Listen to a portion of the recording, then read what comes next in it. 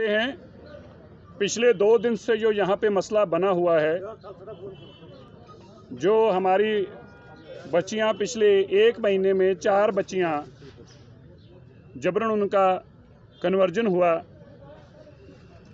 परसों का वाक़या आपकी जानकारी में आया होगा। 18 साल 1 महीने की बेटी और अधड़ उम्र के आदमी के साथ उसका निकाह करके ये कहा गया जी कि उन्होंने मर्जी से किया है। और अफसोसजनक बात यह है कि जो डिस्ट्रिक्ट जुडिशरी है, जो निचले लेवल के डिस्ट्रिक्ट जज हैं, उन्होंने भी वो इंसाफ नहीं दिया जो इंसाफ होना चाहिए था। बेटी के माँ बाप को कोर्ट में अंदर आने की इजाज़त तक नहीं दी और जो वो अध उम्र का आदमी है उसके सारे रिश्तेदार कोर्ट के अंदर घुसा रखे ताकि बेटी के ऊपर और दबाव बनाया जा सके। और उसके बाद ये जस्टिफाई किया जाता है। ये किसी भी सूरत में हमारी कम्युनिटी को भी बर्दाश्त नहीं है। ये मसला किसी एक बेटी का नहीं है, ये मसला हमारा कौमी मसला है। इस मसले के अंदर दुनिया भर के हमारी कम्युनिटी के लीडर्स वर्ल्ड वाइड जो हैं, उन लोगों ने अपनी स्ट्रॉन्ग रिएक्शन दिया इसके ऊपर हमारे जथेदार अकाल तख्त साहब जो हमारी हाईएस्ट टेम्पोरल अथॉरिटी हैं, उन्होंने भी इसके ऊपर सख्त संज्ञान लेते हुए यहाँ के गवर्नर साहब को एक चिट्ठी भेजी है, जिसमें उन्होंने यह भी मांग की है हमारी बेटी तुरंत हमें वापस कराई जाए और ऐसा कानून भी लाया जाए जो जबरन हमारा धर्म परिवर्तन करने की कोशिश करते हैं, उनके खिलाफ सख्त कार्रवाई हो सके। हमें आज इस बात का अफसोस है, दुख है, आज हम लोग अकेले बैठकर ये प्रेस कॉन्फ्रेंस कर रहे हैं। काश अच्छा होता मेजॉरिटी के लोग भी हमारे साथ बैठे होते, वो इस बात का दुख जाहिर करते, खेद जाहिर करते कि जो बच्चियों के साथ हुआ है हम ऐसा अन्याय नहीं होने देंगे। मैं आप सब टीवी चैनल के माध्यम के लोगों से ये बताना चाहता हूँ, एक वो भी वक्त था, मैं आपको याद करना चाहता हूँ 2014 में जब यहाँ पर बाढ़ आई थी तो गुरुद्वारा बंगला साहिब से 50,000 लोगों का रोज खाना बनाकर हम खुद यहाँ लेके आते थे। श्रीनगर में फ्लाइट में खुद यहाँ मैं आता रहा हूँ, इसी गुरुद्वारे में, वहाँ से 50,000 लोगों का खाना बनाकर लाते थे। जब देश के अंदर सिटीजन अमेंडमेंट एक्ट के तहत कानून लागू हुआ और यहाँ की मेजॉरिटी की बच्चियों ने ये खदशा जाहिर किया कि उनकी खतरा है और वापस अपने स्टेट में अपने घर आना चाहते हैं माँ बाप के पास, तब हमारे सिखों ने लाखों रुपए की टिकटें खर्च के 55 से ज़्यादा बच्चियाँ जम्मू कश्मीर में वादी में सुरक्षित उनके घरों तक पहुँचाई और खुद साथ में लेकर आए। आप लोगों ने उसको कवर किया, तब सब लोगों ने फ़ोटो चलाई। मैं आज उन बच्चियों के माँ बाप से हाथ जोड़कर ये पूछना चाहता हूँ, आग्रह करता हूँ, मैंने वो वीडियो भी अपनी ट्विटर पे और फेसबुक पे शेयर की है।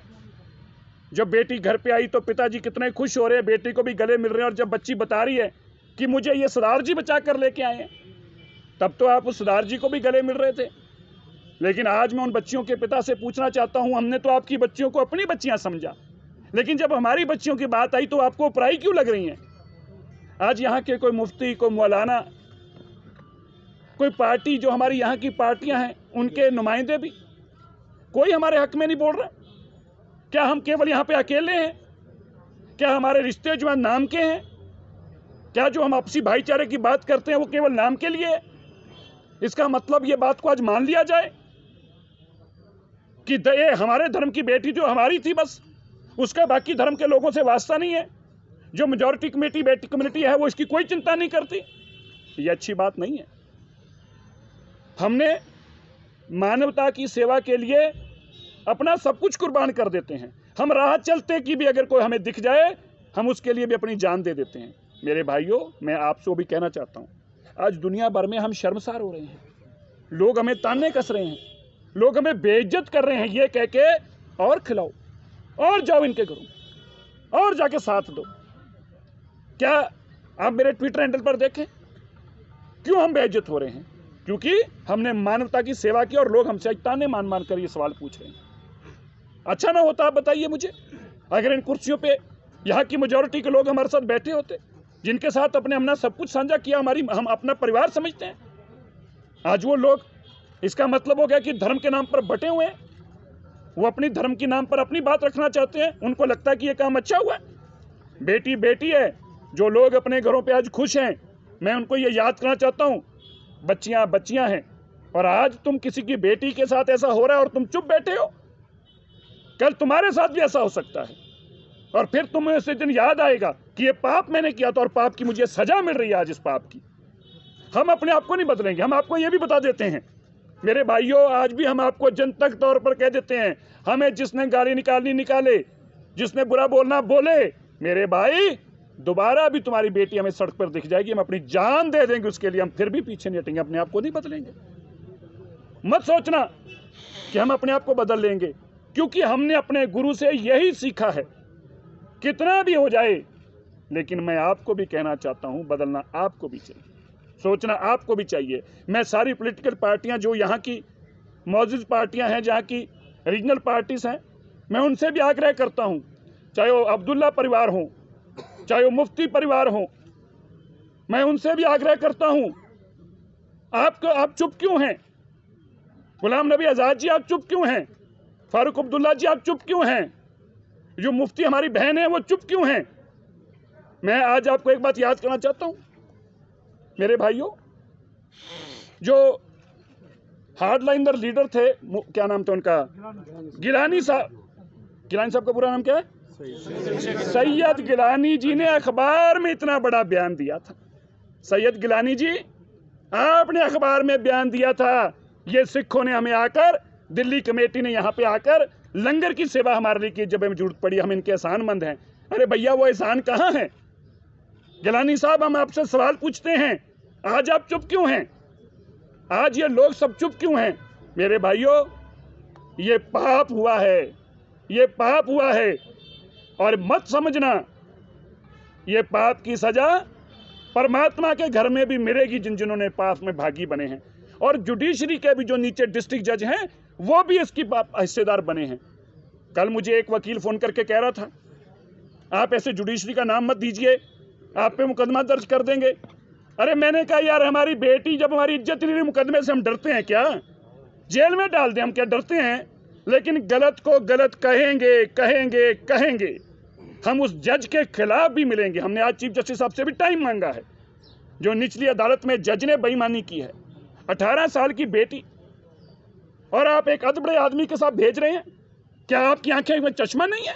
क्या आपको दिखता नहीं है? बेटी के माँ बाप को अंदर नहीं घुसने देते? आप इतने बाइस्ड हैं? जुडिशरी के आपने कॉन्स्टिट्यूशन की कसम खाई है, देश के कॉन्स्टिट्यूशन की कसम खाई है, आपने धर्म की कसम नहीं खाई। आप बदल गए।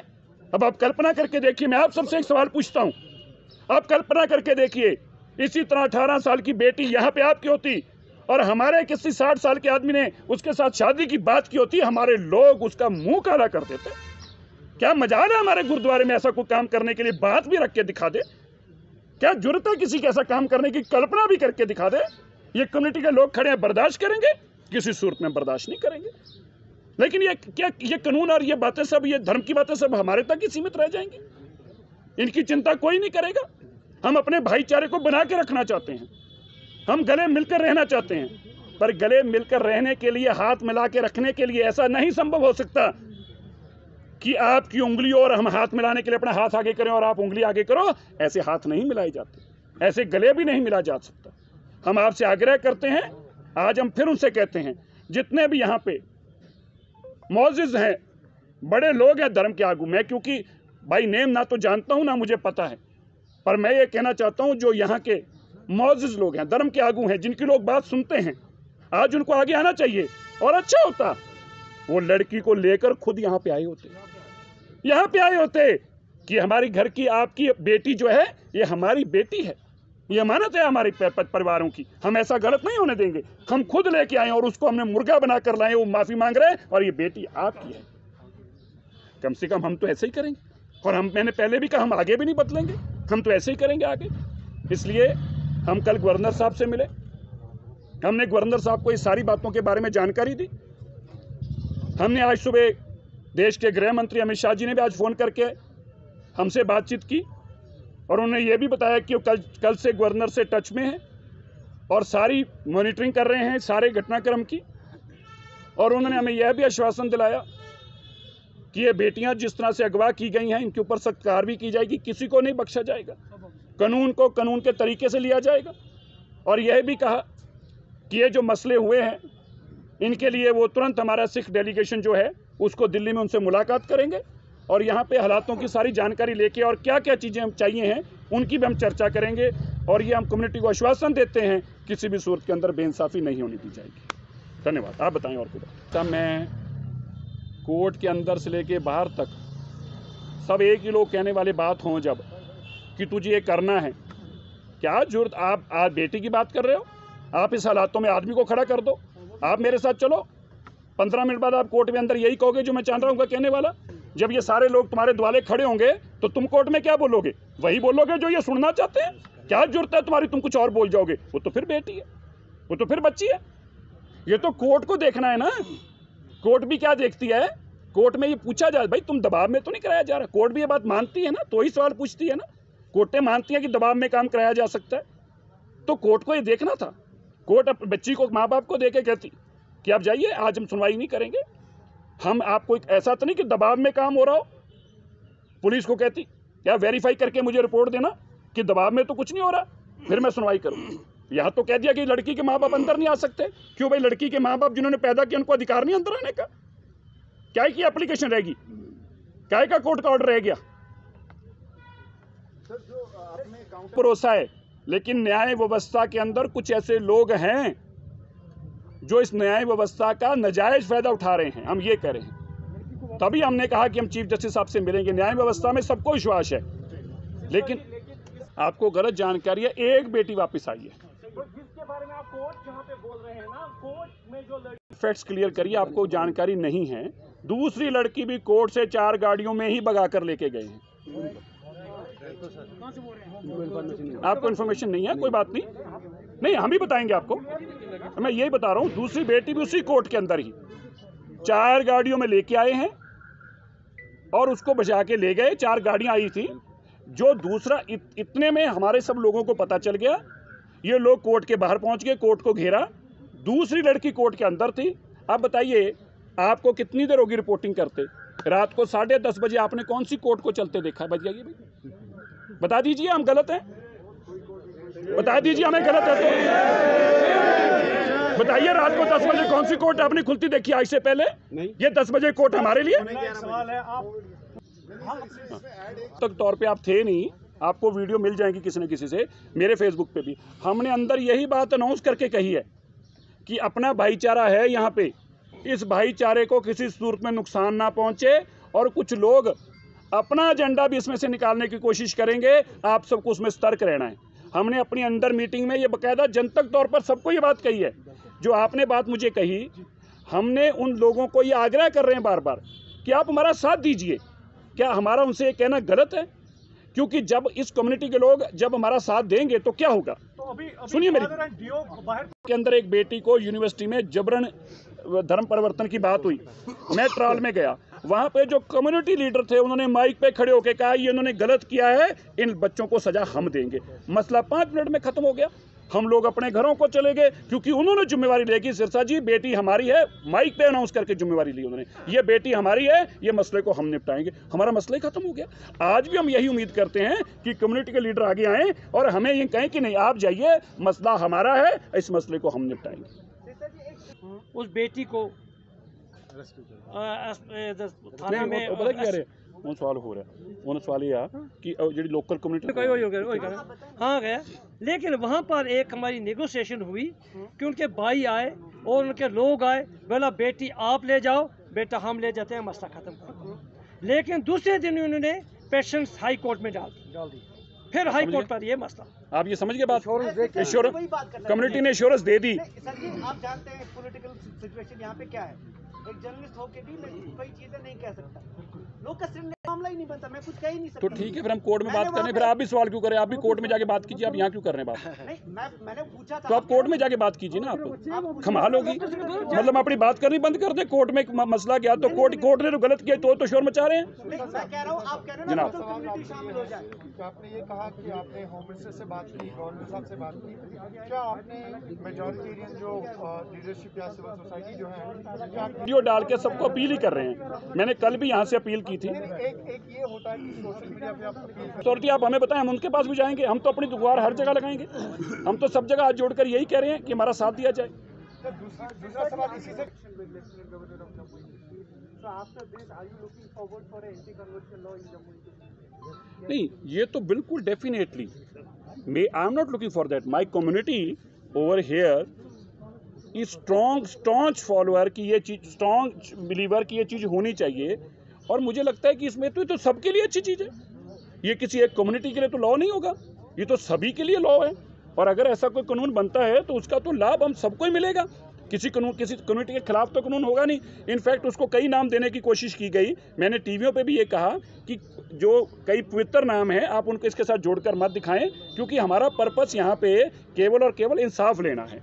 किसी का टूल बनना हमारा काम नहीं है। वो जिहाद के नाम से बोला गया या लव के नाम से बोला, हमारा कोई पर्पस नहीं है। हमारा केवल ये कहना है इस तरह की बातों से हमारे आपस में कम्युनिटी के अंदर कोई खलल पड़े, हम ऐसी कोई सिचुएशन नहीं आने देना चाहते। हमारा बड़ा स्पष्ट है, ऐसा लॉ बनना चाहिए जिस लॉ में फोर्सफुल कन्वर्जन के खिलाफ सख्त कानून बनने चाहिए। वो तो सबको ही सूटेबल होना चाहिए, हम सबको उसकी अपील करनी चाहिए।